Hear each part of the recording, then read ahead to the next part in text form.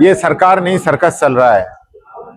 आप सब लोग जानते हैं कि मुख्यमंत्री जी को चिंता है अपनी कुर्सी बचाने की, और वो इसमें कामयाब भी रहे हैं। अभी तक जो है उनका पूरा फोकस कुर्सी बचाने को लेकर रहा है। और आप देखते रहे होंगे बार बार जब भी उनको मौका मिलता है, सप्ताह में 2 या 3 बार वो दिल्ली जाते हैं। लेकिन उससे प्रदेश का बहुत बड़ा नुकसान हो रहा है। विशेष रूप से जो आदिवासी क्षेत्र है, वहां टीएसपी क्षेत्र का जो बजट आता है, बहुत बड़ा एक बजट आता है, वो खर्चा नहीं गया। यहाँ जो हॉस्टल्स हैं, इसके अंदर सामग्री आती है, उसके टेंडर होते हैं, वो टेंडर नहीं किए गए। विधानसभा के अंदर ये कहा गया कि हम जो है इसकी जांच कराएंगे, लेकिन अभी तक जांच नहीं हुई। एक के बाद एक 15 बच्चों की मौत हो चुकी है। बहुत ही चिंताजनक, बहुत ही दुर्भाग्यपूर्वक है।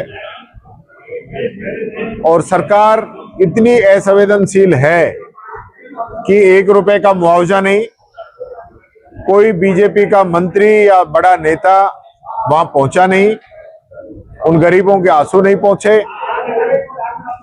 मेडिकल की जो स्थिति है, यहाँ लसाड़िया सीएचसी की बात की तो 10 में से 8 पोस्ट खाली हैं। ये गरीब बेचारे जाएंगे तो जाएंगे कहां? जहां एक तरफ हम बात करते हैं यहां कुपोषण की, गरीबी की, कमजोरी की, तो फिर ऐसे क्षेत्र में तो पोस्टिंग पूरी होनी चाहिए, लोगों की मदद होनी चाहिए, लेकिन नहीं कर रहे हैं। और कोई अधिकारी, क्योंकि अधिकारियों की भी लिस्टों का चक्कर है, एक लिस्ट आने के बाद ऐसा लगता है कि दूसरी आएगी, तो अधिकारी काम ही नहीं कर रहे। वो सोचते हैं मेरा तो इसमें आ रहा है, इसमें आ रहा है, इसमें आ रहा है।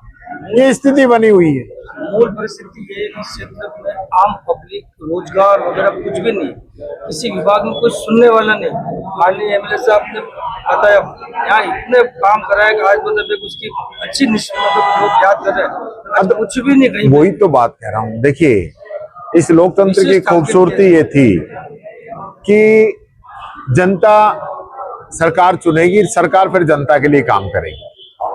लेकिन आज जो सरकार चुनी गई है वो जनता के लिए काम नहीं कर रही है। सारे लोग अपनी अपनी प्रॉपर्टी बनाने में लगे हुए हैं, अपने अपने धंधों में लगे हुए हैं। जनता की फिक्र किसे है? बीजेपी के कार्यकर्ताओं के इनके एमएलए नहीं सुन रहे, इनके एमएलए की मंत्री नहीं सुन रहे, और मंत्री की मुख्यमंत्री नहीं सुन रहा, और मुख्यमंत्री की कोई नहीं सुन रहा। ये हालत राजस्थान के अंदर हो चुकी है। अधिकारी अपनी मर्जी से राज चला रहे हैं, तो जनता की सुनेगा कौन? सही कह रहे हो आप लोग, जिस प्रकार से यहाँ की स्थिति है, आप सही कह रहे हो। और ये स्थिति दरियाबाद की नहीं है, ये स्थिति पूरे राजस्थान के अंदर बनी हुई है। मनरेगा जो गरीब का एक ऐसा हथियार था कि जब मर्जी चाहे वो रोजगार कर सकता था, हमारी गवर्नमेंट ने उसको बढ़ा के 125 दिन का किया। हमारी गवर्नमेंट ने शहरी मनरेगा शुरू की, हमारी गवर्नमेंट ने गरीबों के लिए किट शुरू किए, लेकिन धीरे धीरे इन सब लोगों ने उसको बंद करने का काम किया है। मनरेगा के अंदर भी पिछले कई महीनों से भुगतान नहीं आ रहा है, और नए जो फार्म भरे जाते हैं, नए जो काम सैंक्शन किए जाते हैं, वो नहीं किए जा रहे। और लगभग 65% की गिरावट मनरेगा के कामों की आई है। ये बात करते हैं बड़ी बड़ी डबल इंजन 125 दिन की कर रहे हैं, बीबी राम जी कर रहे हैं, तो आपने रोजगार कितना दिया है वो तो बताओ, वो आंकड़े तो जारी करो। कोई जवाब ही नहीं है। रिफाइनरी में आग लग गई, राजस्थान का भविष्य थी, राजस्थान के युवाओं को रोजगार मिलता, लोगों को रोजगार मिलता, काम होता, बिजनेस होता, लेकिन कोई पता नहीं कैसे आग लगी। विश्व की पहली ऐसी रिफाइनरी है जिसमें बनने के बाद आग लगी है। नहीं तो पुरानी 10, 20, 30 साल, 50 साल चलने के बाद हो जाए तो हो जाए, लेकिन पहले ही दिन चलने से पहले ही कितना बड़ा हादसा हो सकता था। कल ही जयपुर के अंदर बिजली के एक बड़े ऑफिस के अंदर आग लग गई। कल नीमराना के अंदर, मेरे जिला जो आता है, उसमें एक फैक्ट्री के अंदर आग लग गई जो अवैध रूप से वहां काम कर रहे थे। 4 लोगों की जल के मौत हो गई, 2 लोग सीरियस है।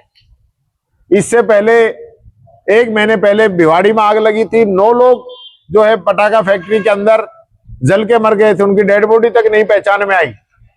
और तो फिर ये कर क्या रहे हैं? मजदूरों पे लाठियां बांधना, मुकदमे दर्ज करना, ये तो बहुत आसान है।